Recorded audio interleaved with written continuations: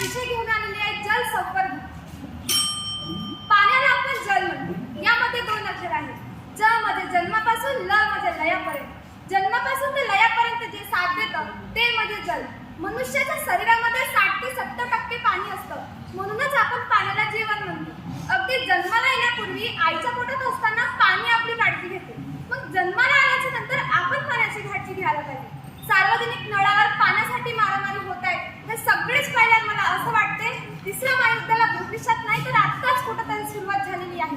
आणि या महायुद्धापासून वाचायचं असेल तर जल साक्षरता आणि जल संवर्धनाशिवाय दुसरा पर्याय नाही. तिथे आयोगाच्या हवालानुसार 2030 साली आपली पाण्याची गरज सर्वांपेक्षा दुप्पटीने वाढणार आहे. याचाच अर्थ अब्ज लोक, पशु पक्षी, प्राणी पाण्याने तडफडून मरतील. अहो, निसर्गाने दिलेले फुकटचे पाणी आज आम्हाला विकत घ्यावे लागते.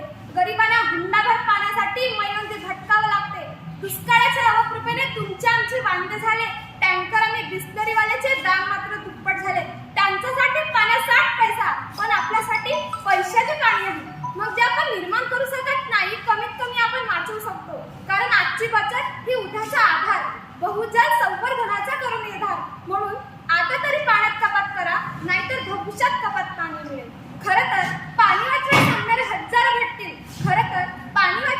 हजारो भेटतील. पण वाचवणारे, संवर्धन करणारे कमी भेटतील. ही खरी शोकांतिका आहे.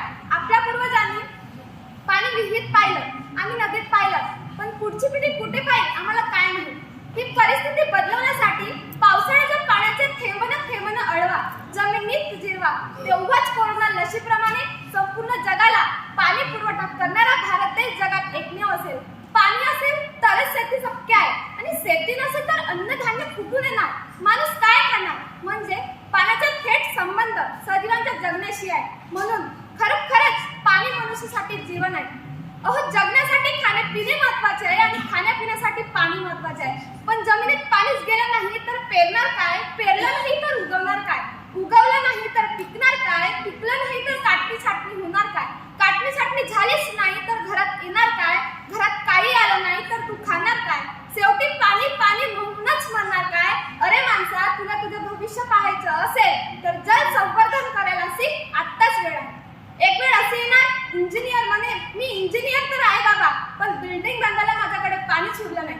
एक वेळ असे येणार, आपल्याला थंड पाणी प्यायचं आहे आणि थंड पाण्यासाठी आपण कुंभाराकडे जाऊ. कुंभाराकडे गेल्यावर हे ऐकायला भेटेल, मी माठ तर बनवणार बेटा, पण माठ बांधायला माझ्याकडे पाणीच उरलं नाही.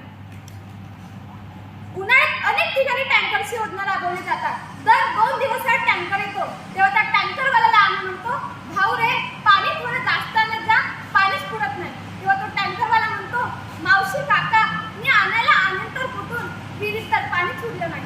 आपल्याला हा निसर्ग हिरवगार सुंदर पाहायला आवडतो. 2 लाख झाडे अनेक शाळामार्फत, अनेक गावामार्फत दरवर्षी लावून घेतो. परंतु सरकारलाही प्रश्न पडत असेल की झाडे तर लावली, पण पाणी टाकायचं कुठे. आमचे सर आम्हाला नेहमी उदाहरण देतात की गांधीजीच्या एका चष्म्यावर स्वच्छ लिहिलंय आणि दुसऱ्या काचेवर भारत लिहिलंय. पण जिथं स्वच्छ आहे तिथं भारत आहे का, आणि जिथं भारत आहे तिथं स्वच्छ आहे का.